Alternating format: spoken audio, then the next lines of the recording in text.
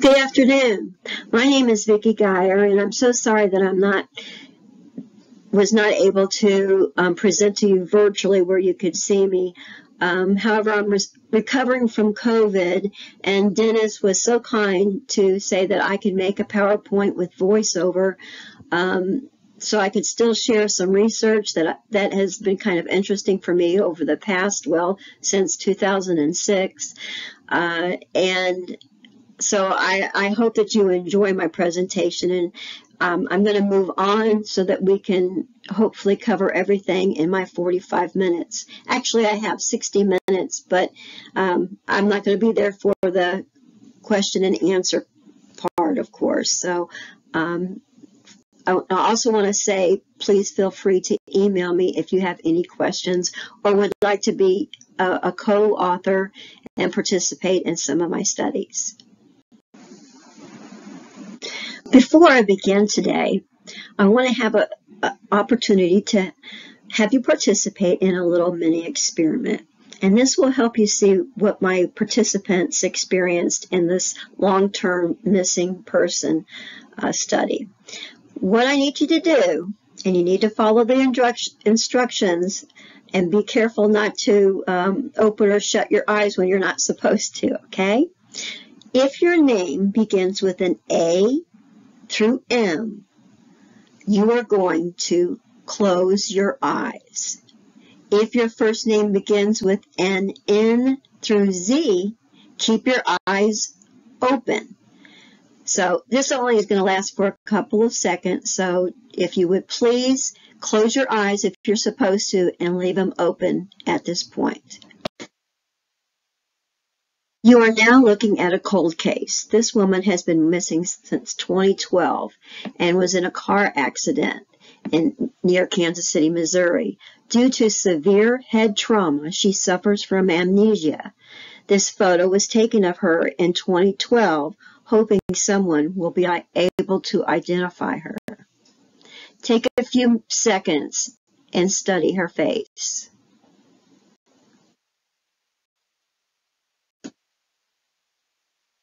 Okay, now we've come to the part where you're going to close your eyes if your eyes were open first, and open your eyes if your eyes were shut first. So go ahead and do that. And I'm going to switch to the next page. But it's very important, if your eyes were open before, you need to close them. And if your eyes were shut, you need to open them. This is a picture of a missing woman known as Jane Doe, and is believed to be a missing person for a number of years. In 2012, she suffered from head trauma resulting in severe amnesia. We need your help in identifying this woman. Please study her face for a few seconds.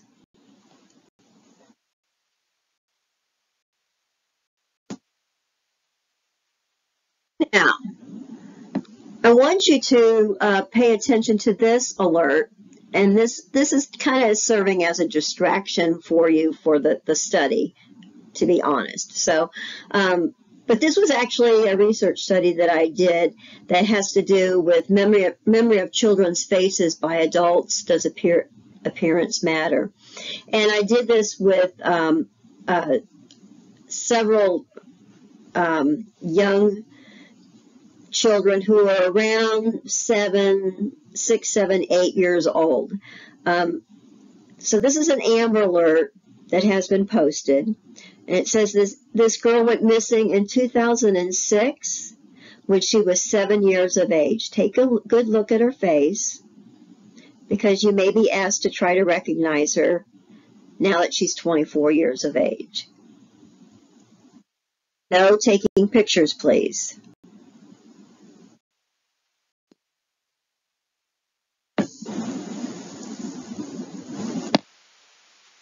In addition to doing research for long-term missing people who have lost weight and Amber Alerts, I'm also do studies on Silver Alerts. And a Silver Alert is basically a missing persons alert for a person who is over the age of 60. Some states say 65, but they have the criteria is they have to be in imminent danger, that we know that there's a problem. So for instance, if you have someone with dementia in your family, or in a nursing home, somebody has Alzheimer's, it's very important to keep track of them, because if they go missing, some terrible things happen. I don't even want to discuss the terrible things that's happened. I have quite a few references here talking about recognition of missing people and how it's been an interest for a long time for many researchers, and yet research on face recognition as it pertains specifically to silver alerts is lacking in the literature. This makes me feel really sad, maybe because I'm 68 now and I'm getting to that age where I could be in a silver alert. And I would hate to think that if I went missing, that no one would have a current picture of me to show the police. So always think about that. Think about if you have a loved one who's an older adult, that you should keep a photo handy at all times. In our hypothesis, we looked at several different things. First, we looked to see if participants with experience in contact with older adults would predict the recognition of the missing male target. And our target was 65 years of age. We predicted accuracy and confidence would be low for recognizing the target male in the study. Research has shown that females' faces are more recognized, even by females and males, compared to males identifying another male. We predicted higher prediction of knowing. That means that before you actually see the photos or recognition phase photos, you predict how well you think you will do on an analog scale of 0 to 100. We predicted that there would be differences in the ability to recognize the target based on the participants' age, gender, and race, based on previous research showing biases in recognition for individuals and other groups. For the methodology section, I made this as brief as possible. We did have 712 participants in the study. 499 were women and 213 were men, which is pretty typical in research on college institutions. The average age was 18.8 years old. They self-reported their ethnicity, which the majority were either Caucasian or African Americans.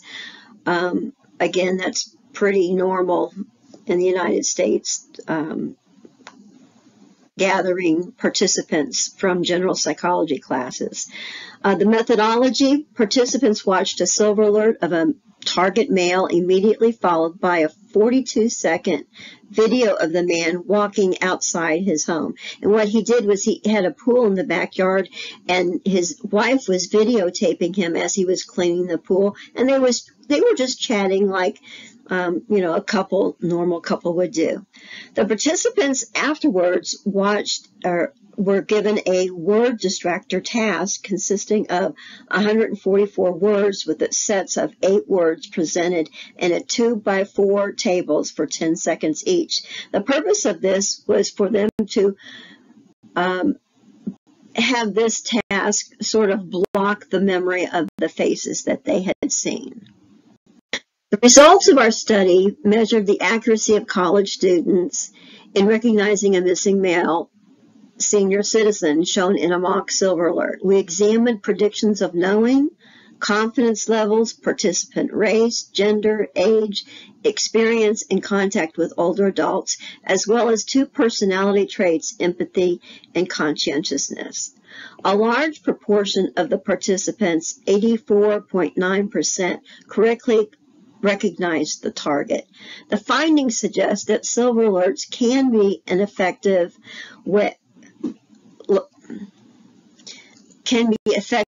under certain circumstances. The top 3 pictures shows the man who was missing in this study. the one on the left is, I told you I took a video. This is a still photo from the video that I took when he was outside cleaning his pool. The middle photo is the photo they saw at the beginning of the study, describing his appearance and his eye color and all the rest that they usually put on a missing person alert.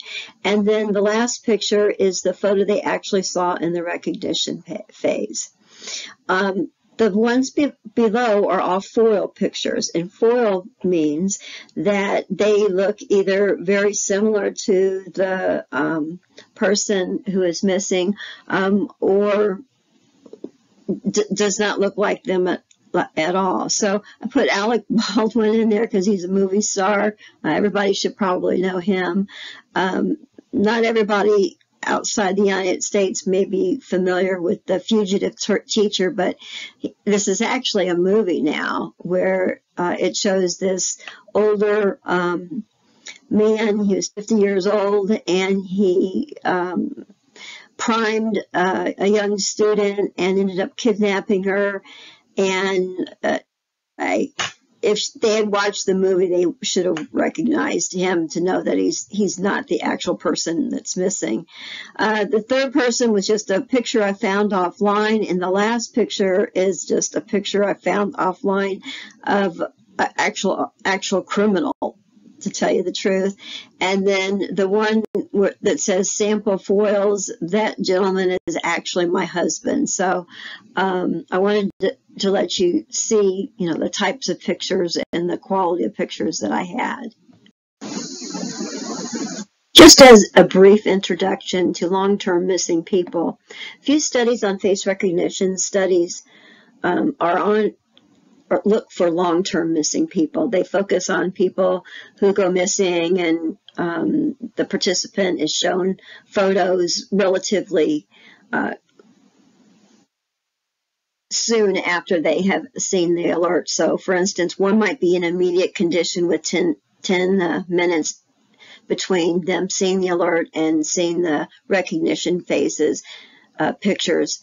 And then there are other studies that will include different time ranges. So, for instance, immediate, or maybe 3 days later, 7 days later, or a month later.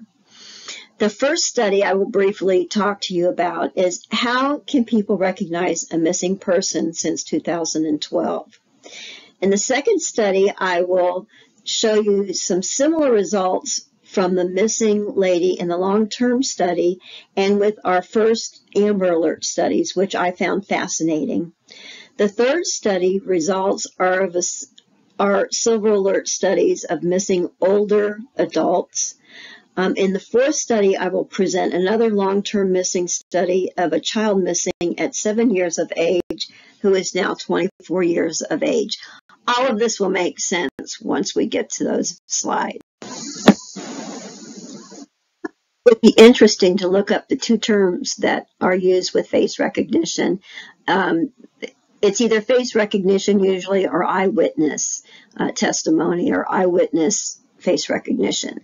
I did the word search on either Scholar, Google, or Science Direct, and you'll notice that the difference with face recognition in Science Direct and Scholar Google versus eyewitness is a huge difference. There's a lot more face recognition studies being conducted these days than eyewitness. So I thought that was interesting to bring out.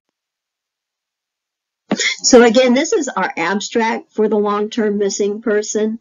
We investigated the face recognition ability of a missing, long-term missing lady whose missing persons alert photo was either similar or significantly different due to her current weight when she went missing. We manipulated appearance in the alert. For example, you may see the obese person in the study phase and see her at normal weight in the recognition phase. Or you may see her, both conditions of her being obese, or both conditions of her being normal weight, or her being obese and normal obese. So we have 4 conditions going on. We hypothesized that the recognition of the missing woman would be greater when appearance in the alert matched the appearance at recognition. So a thin photo or an obese person. We would, based on past research, it shows that the more similar that the alert is with the actual person at the time that they're looking for them, is much more successful in finding the person. So I'm going to keep this short as well because this we had so much in the paper. But what you need to know is that we had 732 participants. They range from 18 to 54 years of age with a mean age of 19.62 years, standard deviation of 3.86. The sample included 526, which was 71.9% being female, and 204 or 27.9% as identifying as male. No race or ethnicity differences were found, so we didn't include this in the analysis. Materials: we had 4 missing person alerts of a missing lady. The compassion for others scale, the EAT scale, which is eating attitudes test, the BAOP, the belief about obese persons scale, were used in the study.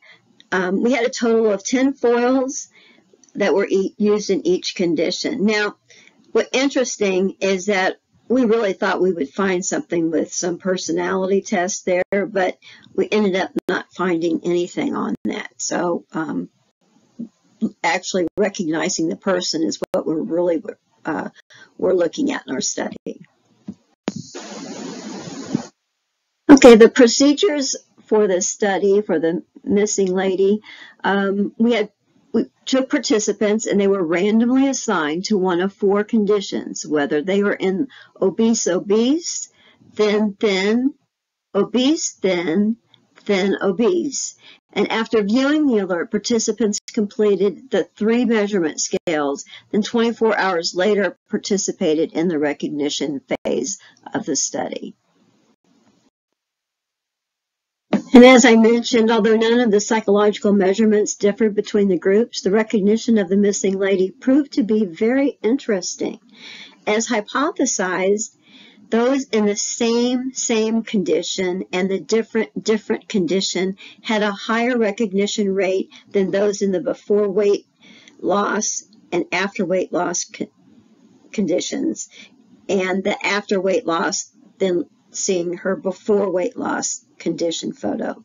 Our results were similar to our Amber Alert studies, where children were presented as either clean, dirty, dirty, clean, clean, clean, or dirty, dirty. Now, what we mean by that is we made their faces, went under dirty, made them look bruised and like dirty hair and sad, like they've been crying. And then the clean condition was like a school photo or maybe a picture they had taken before they went to go out to eat or something like that. So that's what that clean and dirty. Now, these results are all of these results are showing you the results from the long-term missing woman before her surgery, then before, after before, and after. And I want you to note that the before and the after for the percent target recognition, how much higher that was than if they saw a picture of her when she was heavy in the alert and then afterwards saw her as normal or thin. And also, if they saw her after and in the alert, and then when they saw her, she was, morbidly obese, how the recognition phase or the recognition percentages went way down. Same basic thing happened in our Amber Alert studies. Figure 2 shows the mean target confidence. So just, how confident were the people? And you notice that their confidence level didn't really vary a whole lot at all. The third figure shows the mean foil confidence rating, and there was no significance there either.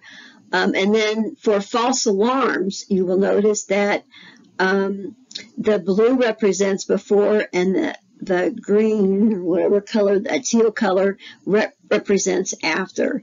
And so if they saw the person before, there, again, a significant difference with the after. And then if they showed the after condition, the false alarm rates were not as high. That's what I'm trying to get out. Sorry. Been sick for a while. This is the slide that I'm really excited to show you because it's putting the two studies of Amber Alert and the the missing woman who had the weight loss surgery, and we had the mock alert of her missing for 12 years. So you will see that, again, where we had the cleanie would be the same as her saying the weight loss surgery being before or after. So when you switch it up and they see the woman morbidly obese and at a later time see her thin, recognition rate, boom, went down. But when they saw her alert with her after photo, after she lost weight, and another photo, not the same photo, but another photo in the recognition phase of her at a normal or thin weight, or heavy, either one goes either way, recognition was a lot better. So I was thrilled to see that it didn't matter the age of the person that goes missing. If it's the closer you can have a photo of someone who may go missing, is very important, and I'll talk about that more in just a couple minutes. Okay, the next slide shows the target woman from the weight loss study before she lost weight and after losing 140 pounds.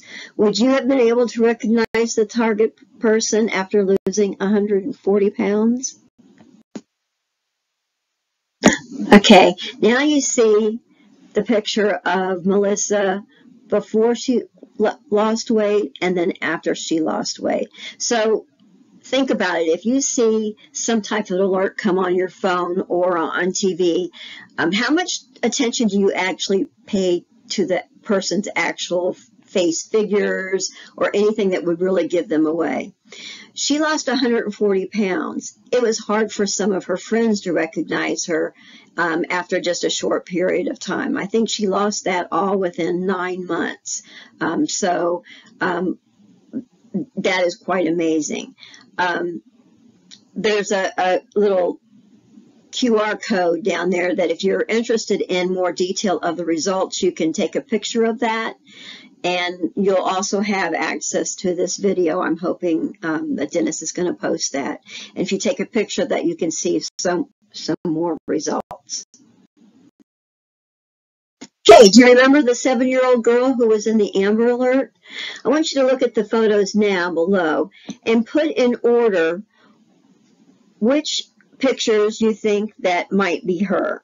Or you may find that you don't see her at all in this picture. So just take 5 seconds, look it over, and then write down the order of which ones you think that would actually be the 7-year-old girl who is now 24 years old. So just write down 1, 2, 3, 4, 5, 6, whatever numbers, but the top 3 are the ones I'm really looking at. I'm going to have to take it off the screen now. Okay, this is a picture of the young girl who went missing when she was 7 years of age.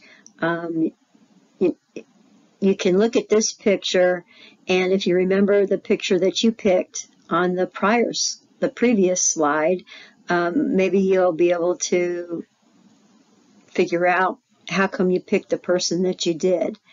I do want to tell you, since you've already done the part of picking out who you think she is, she's actually number 1, 3, and 6. Now, if you're looking at those pictures and you're thinking, what are you talking about? Well, big surprise, my oldest grandchild is a transgender male. And the photo of her in the first picture is her senior picture, and she just looked absolutely gorgeous in that senior picture. The minute she went off to college, she decided she had to quit living a lie and has been taking testosterone through a doctor and everything, going through all the right procedures. She's now 24 and has a beard, sometimes a mustache. She's waiting to have some surgeries done because binding is not a very healthy thing to do. I have found this last trip that I saw her, actually her name was Courtney. His name is Elias James, and he goes by Eli. I noticed that at first, when he told me that he was transgender male, I had a terrible time with pronouns. I could say Eli, but I had a terrible time saying pronouns. This last trip, he looked like number 3 picture with the curly hair and the big smile and the beard, and I didn't have any trouble with the pronouns. So that in and of itself could be an interesting study. So anyway, this is the photo that you saw in the beginning, and I would be very curious to know how many of you picked number 3, 1, 3, or 6 as the person in the alert. Okay, these are 2 other examples of a male and a female before and after weight loss. The top picture is a guy named Tom. I actually had weight loss surgery in May of 2012, and a friend of mine who was also having the surgery decided to start a Facebook page. And we currently have something like, I don't know, 149 people that have stayed with it throughout the years. And so I contacted Tom, and Melissa was part of this too, this group. I contacted him and asked if I could use some of his after pictures. So I picked the picture of him in his uniform with his little boy as his before picture. And if you look very closely at him, if you didn't know him, would you recognize him from the alert that would have been sent out to the public of him when he was heavy? Okay, so, and then you can think of it the other way around. What if he had been very, very thin and had gained a significant amount of weight? Would you have been able to say, oh yeah, that's that guy that I saw on the alert? Probably not. The person below is actually me. The heavy picture was taken when it was in 2010, and I was at a conference, CEPA, in New Orleans.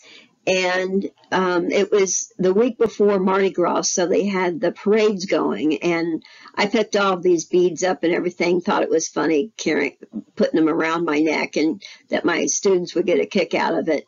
That was a good before picture for me, and then the 2 pictures, the one in the middle and the one on the right, are also me, and those are at my lowest weight.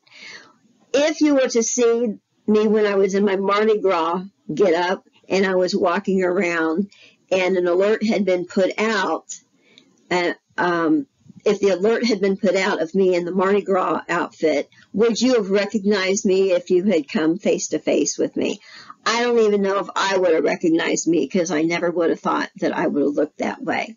When I came back to school the summer after I had the weight loss surgery, people would walk by me and I would kind of chuckle to myself because I thought they don't recognize me. And then all of a sudden I hear, Dr. Gier? And it always tickled me when that happened because it really proved that I had changed significantly from that surgery. I'm not going to go over this with you because it's on the slide and you'll be able to use this when you use the QR code. QR code. I have links to 5 different studies that has to do with silver alert. So if you're interested in helping like the Alzheimer's Foundation and your organization near where you live, you may want to share some of the information that I've learned from these different studies, because anytime we can save an older adult who wanders away from their home, who has some type of dementia, it is just so sad. I've done a lot of research on missing people, and reading articles in the newspaper has just been so disheartening, where they find, in the middle of the winter, they walked out in their robe or their pajamas, or sometimes nothing at all, and they're found just not very far from their home, frozen to death.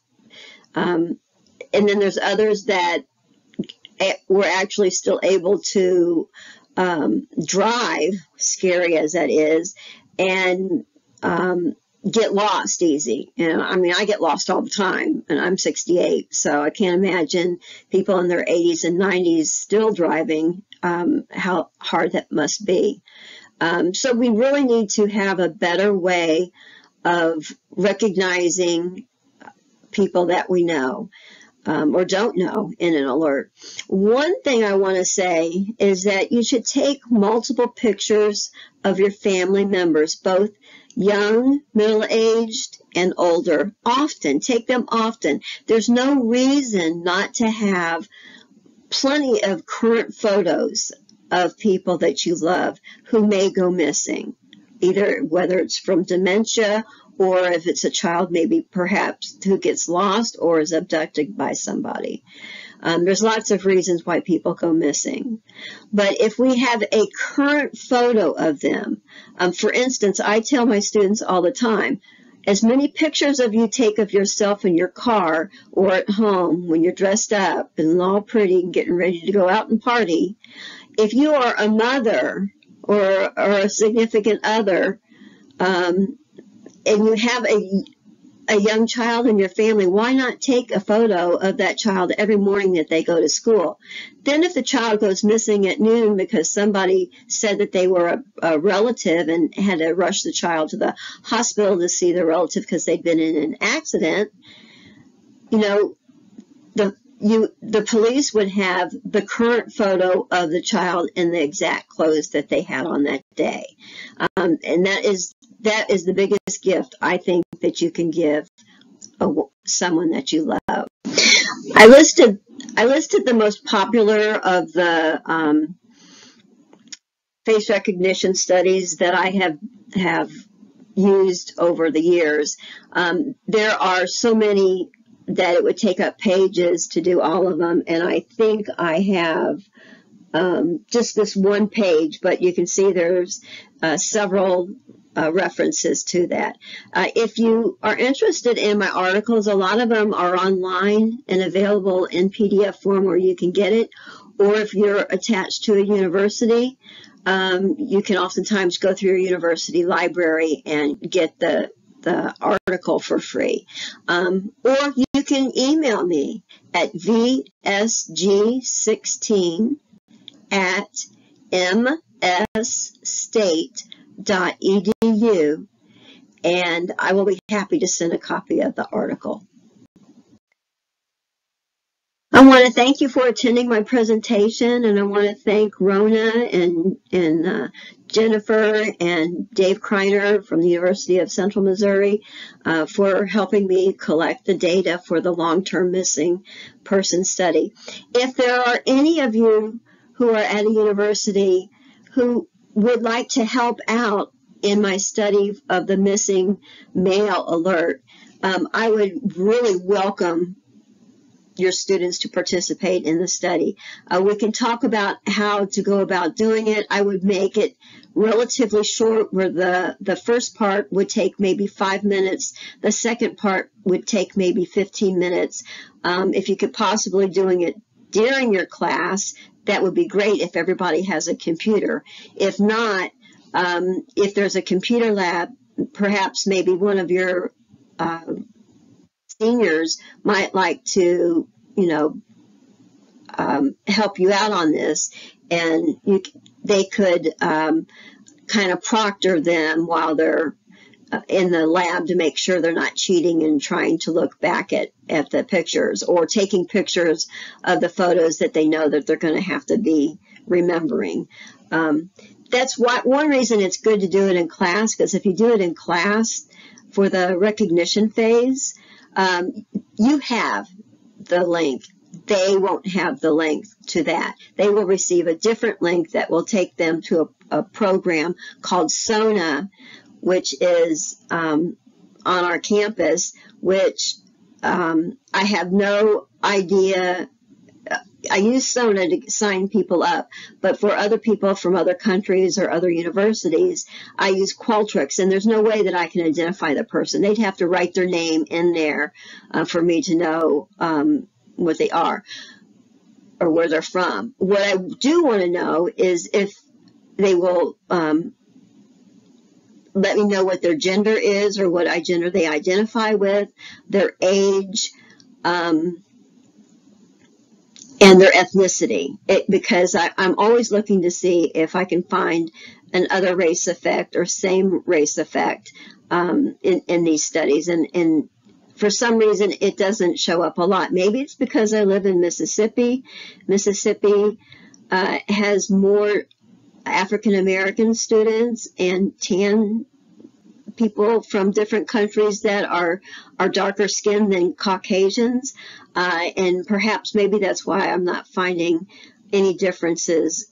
But if there's a country who has more people who are, for instance, from the Philippines or from Vietnam or any Malaysia or Asian countries, anywhere at all, Japan, anywhere, that would be great if we could find out if there are some ethnicity and race differences with this study. So I thank you. I wished I was there to take your questions, but I'm recovering from COVID, and it's been a struggle kind of getting through this. And on the other hand, I've enjoyed every bit of it. I hope you will invite me back again next year. Have a wonderful day, and please stay healthy.